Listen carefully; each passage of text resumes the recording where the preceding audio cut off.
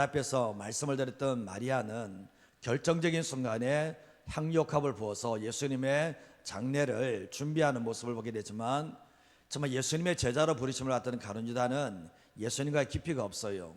늘 결국 사각지대에서 돌아다니는 이런 모습을 보게 되며, 말씀의 자리에서도 은혜 받지 못하니까 결정적인 예수님과의 친밀함이 없으니까 예수님을 팔아넘겨버리는 그 자리와 신분이 그렇게 중요한 것은 아니라는 것을 우리는 충분히 알게 되잖아요.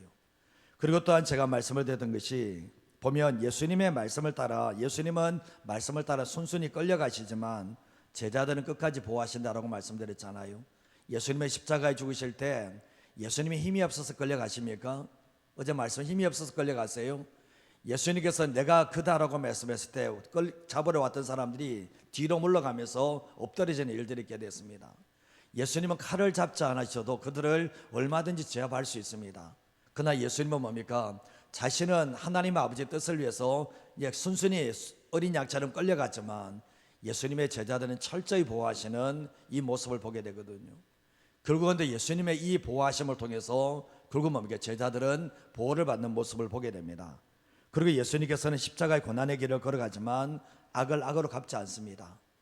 근데 예수님께서 잡으러 왔을 때 베드로가 어떤 일을 했습니까? 칼을 빼내서 대제사장 쪽 말고의 귀를 베어버립니다. 오른쪽 귀를 베어버리거든요.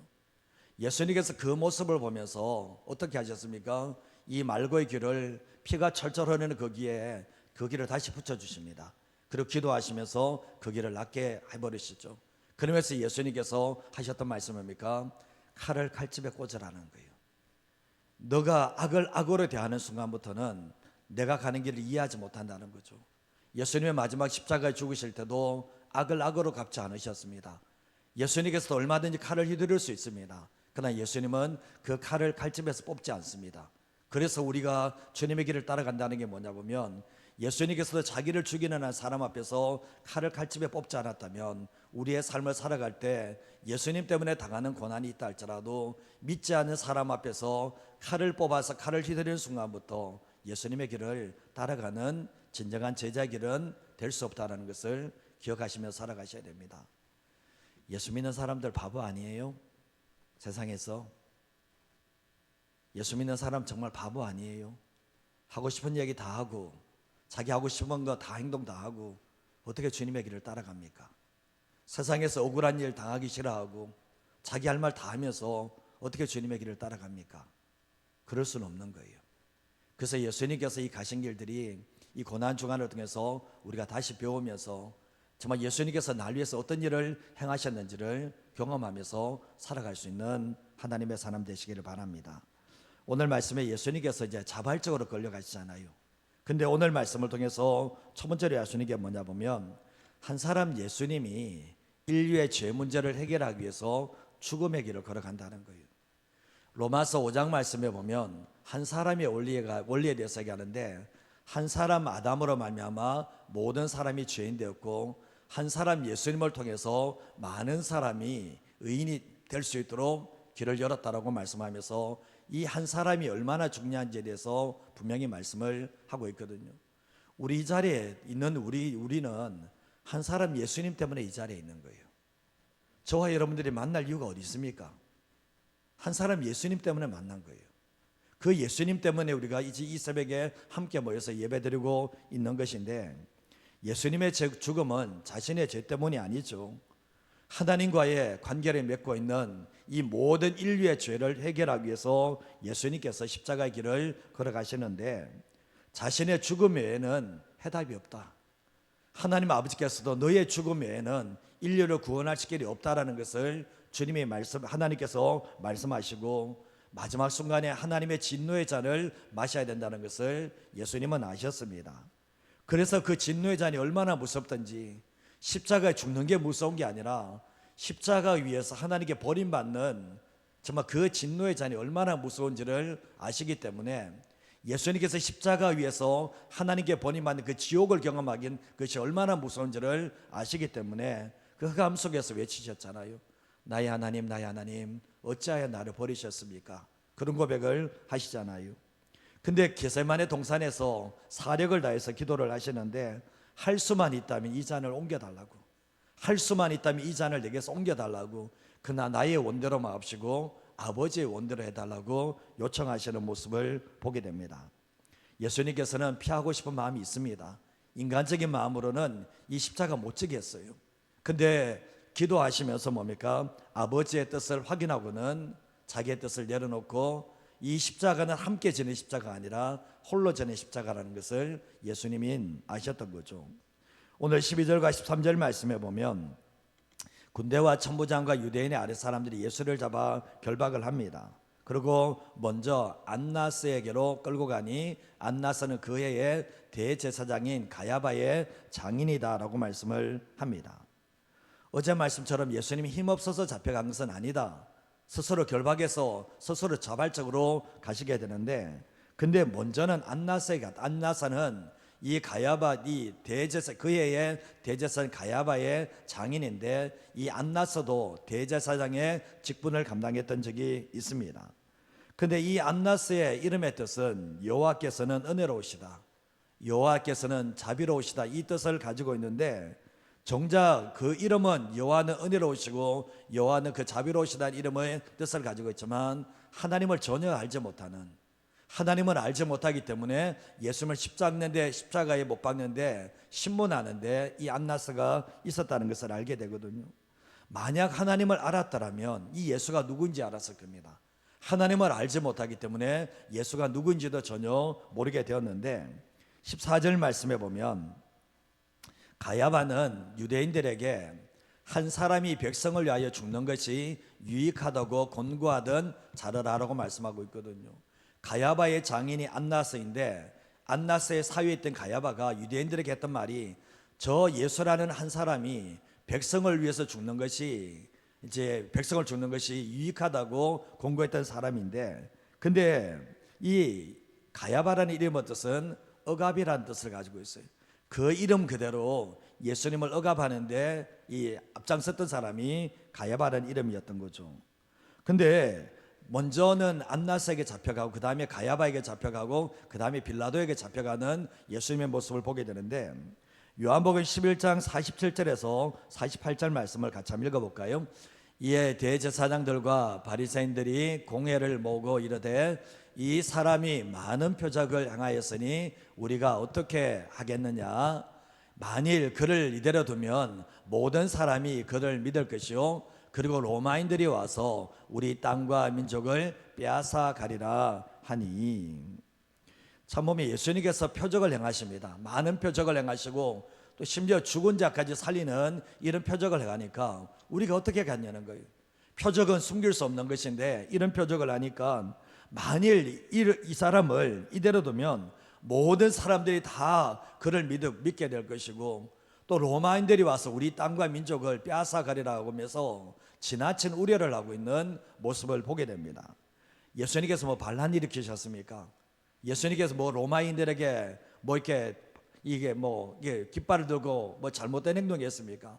아님에도 불구하고 이런 우려를 하게 되었는데, 그때 가야바가 했던 말이 이 말입니다. 49절과 50절 말씀 한번 읽어볼까요? 그 중에 한 사람 그의 대제사장인 가야바가 그들에게 말하되, 너희가 아무것도 알지 못하는도다. 한 사람이 백성을 위하여 죽어서 온 민족이 망하지 않게 되는 것이 너에게 유익한 줄을 생각하지 아니하는도다 하였으니. 근데 이 말은 가야바가 예수를 죽이려고 했던 말이에요.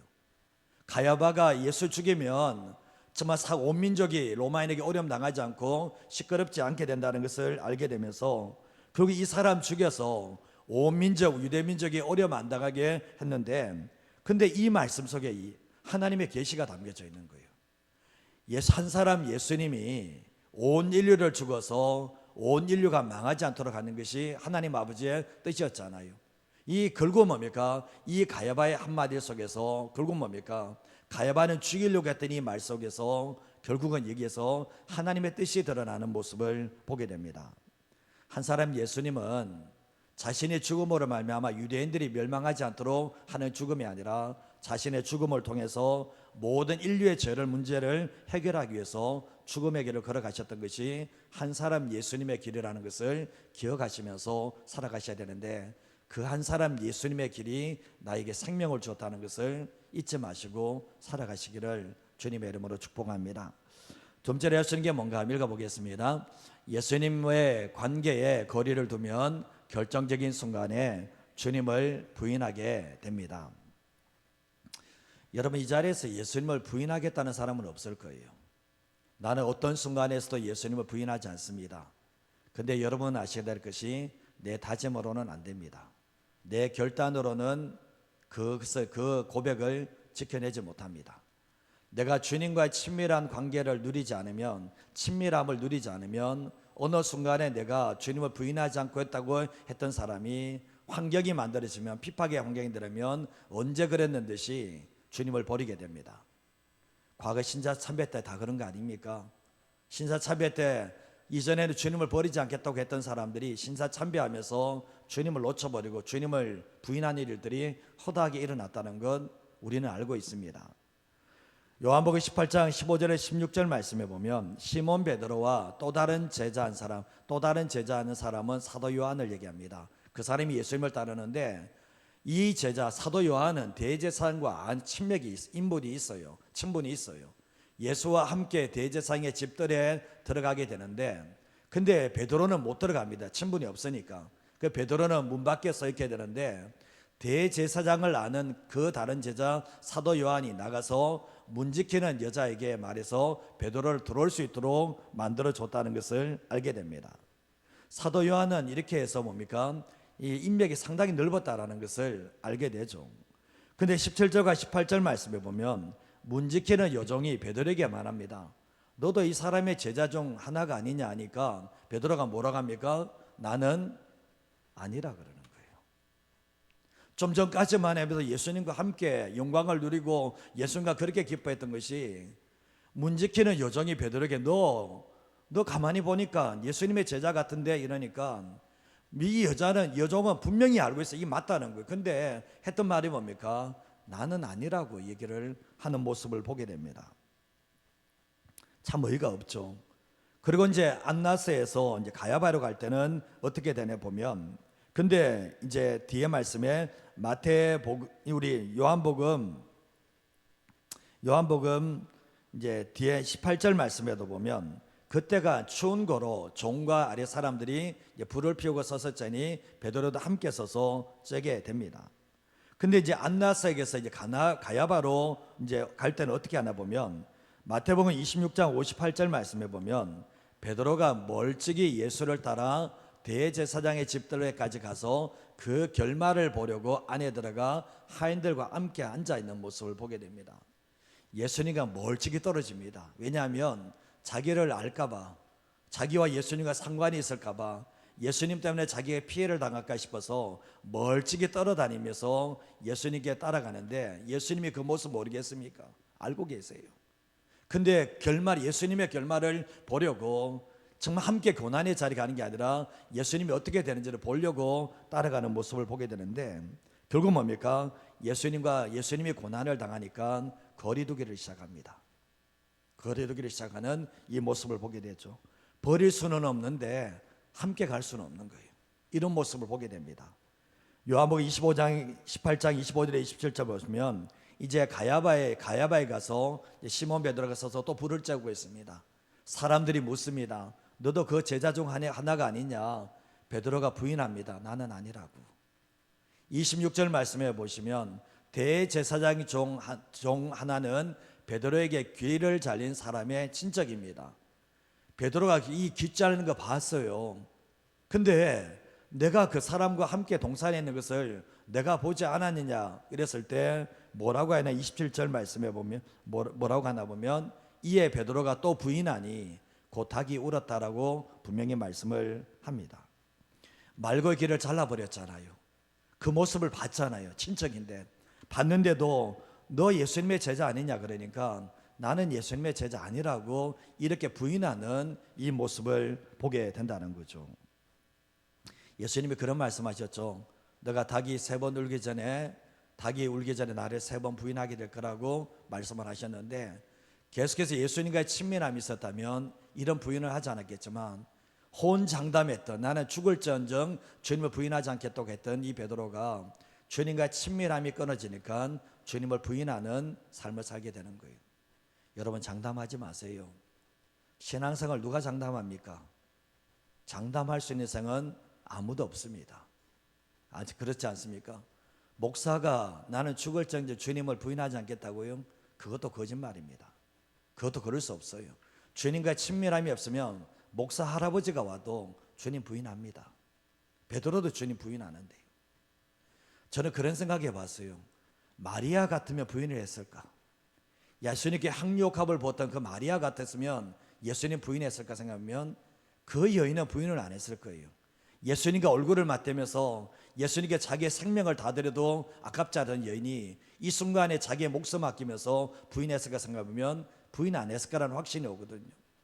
그러나 예수님과 함께 따라갔던 이 제자들은 한결같이 다 도망가고 한결같이 부인하는 일들이 일어났던 이유가 뭐냐 보면 예수님과 친밀한 상임이 없는 깊이가 없는 신앙은 다 부인한다는 것을 알게 됩니다. 신앙생활할 때 보면 내가 무엇을 할 것인가 열심이 아니라 주님의 은혜를 내 가슴에 담는 사람만이 끝까지 살아남는다는 것을, 끝까지 주님의 길을 걸어갈 수 있다는 것을 우리에게 말씀하는 거예요. 마태복음 10장 32절과 33절을 같이 한번 읽어볼까요? 누구든지 사람 앞에서 나를 시인하면 나도 하늘에 계신 내 아버지 앞에서 그를 시인할 것이요, 누구든지 사람 앞에서 나를 부인하면 나도 하늘에 계신 내 아버지 앞에서 그를 부인하리라. 여기 하나님 앞에서입니까? 하나님 앞에서 나를 부인하는 겁니까? 사람들 앞에서. 너 사람들 앞에서 나 모른다 그러고, 사람들 앞에서 너 예수 모르는 사람처럼 행동하고 있고, 사람들 앞에서 너 신앙 숨기고 있고, 그러면 주님이 하시는 말씀이 하늘에 계신 내 아버지 앞에서 내가 너 부인할 거야. 주님께서 그런 말씀을 하고 계시는 거죠. 우리의 삶을 살아갈 때 보면 예수님과의 얼마나 친밀한 사귐을 가지고 있는가, 그게 중요하거든요. 이게 다 달라요. 여기 계시지만 제가 이런 말씀 좀 드리지만 직분은 상관없어요. 직분하고는 상관이 없어요.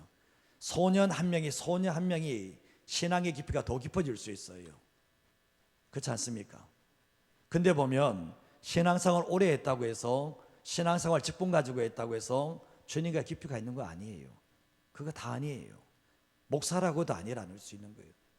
근데 결국은 뭡니까? 주님과의 깊은 관계를 가지며 극도의 친밀함을 가지는 사람만이 고난을 당하는 현장 속에서도 주님과 함께 있기를 원하고 주님과 함께 고난을 당하는 삶을 살아갈 수 있다는 것을 알게 됩니다. 나중에 베드로가 성령 받고 난 이후에 주님 때문에 고난 당하는 그 현장에서 도망가지 않죠.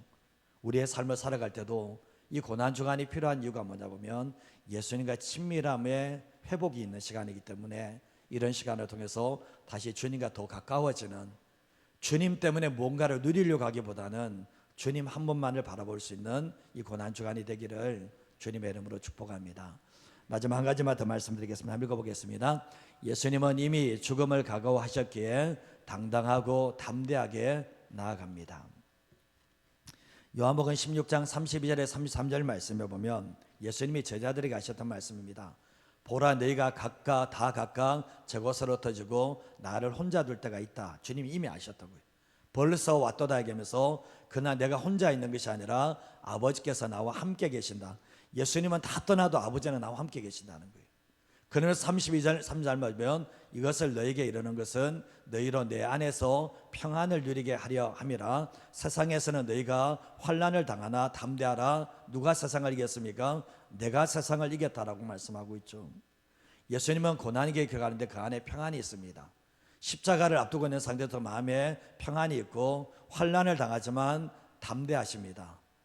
그리고 예수님은 내가 세상을 이겼다라고 말씀을 하시면서 너희들도 내 안에서 평안을 누리며 세상을 이기는 담대함을 가지기를 원했는데 결국 뭡니까? 십자가 앞에서는 다 도망가는 일들이 일어나게 되었죠. 오늘 19절에서 21절 말씀에도 보면 대제사장이 예수에게 이 대제사장은 안나스를 얘기합니다.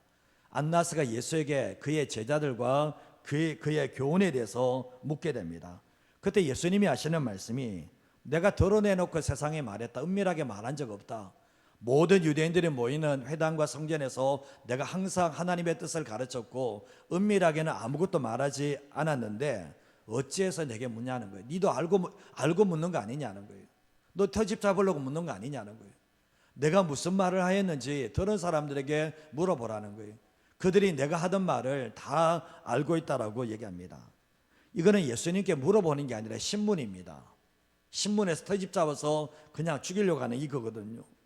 근데 예수님께서는 하셨던 말씀이 내가 했던 말은 여기 있는 모든 사람이 다 알고 있으니까 이 사람들에게 물어보라고 하거든요.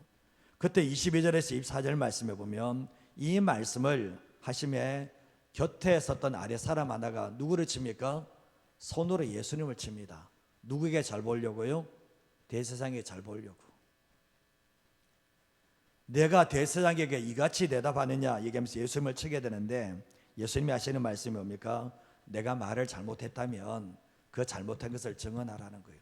그러나 바른 말을 했다면 내가 어찌하여 나를 치느냐라고 주님이 말씀하시는데 안나스가 어떻게 합니까? 안나스가 이제 예수를 결박한 그대로 안나스가 예수님과 상대해 보니까 이 강하고 담대함, 이 당당함을 보면서 자신에게서는 해결되지 않는다는 것을 알게 되면서 이 안나스가 예수를 결박한 그대로 대제사장 사위인 가야바에게 넘겨주게 되고 가야바에서 또 빌라도에게 넘겨지는 일들이 일어나게 되었던 거죠.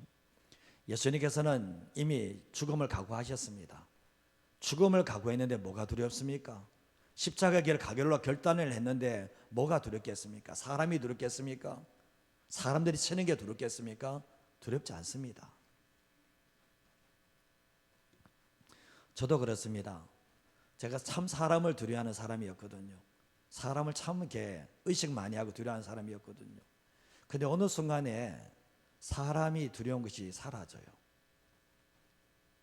사람 두려운 게 없어지더라고요. 내가 주님의 길을 가고 내가 주님 앞에 떳떳하다면 사람에게 두려워할 이유가 뭐가 있는가? 참 이게 예수님의 마음이라는 생각을 하나님 아버지 뜻이 뭔지를 알고 있고 결국 사람들이 자기를 죽이려고 하지만 예수님은 뭡니까? 사람 전체를 두려워하지 않는 이 모습을 가지고 당당하게 가는 모습 보게 되죠. 대제사장에게 아부할 수 있습니다. 살려달라고. 빌라도에게 살려달라고 그렇게 말할 수 있습니다. 그러나 그렇게 하지 않습니다. 예수님께서는 생명을 구걸하지 않습니다. 왜 그렇습니까? 가셔야 될 길이 이 길이라는 것을 알기 때문에 구걸하지 않는다는 거죠. 예수 믿는 사람들이 그렇지 않습니까? 우리의 삶 속에 대환란이 일어난다 할지라도 사람들에게 생명을 구걸해야 될 이유가 뭐가 있습니까? 생명을 살려달라고 해야 될 이유가 뭐가 있습니까? 그럴 이유는 전혀 없다라는 것을 알게 됩니다. 근데 오늘 이 말씀을 보시면 베드로는 어떻습니까? 여종 앞에서 예수님 모른다고 얘기하잖아요. 예수님 모른다고 하잖아요.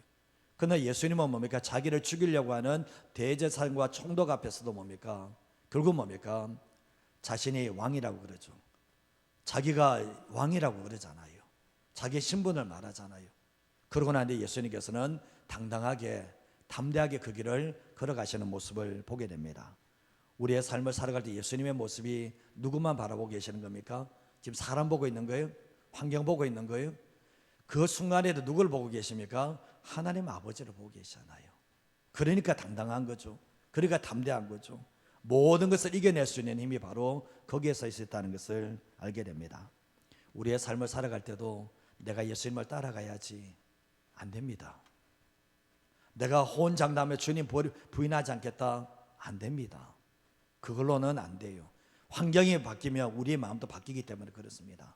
그러나 그 가운데서도 예수님을 바라보시고 주님과 친밀한 사귐을 가지게 될 때 비로소 우리 또한 내가 장담하지 않아도 그 주님의 길을 따라가는 예수님의 사람 될 수 있다는 것을 기억하시면서 살아가시기를 주님의 이름으로 축복드립니다.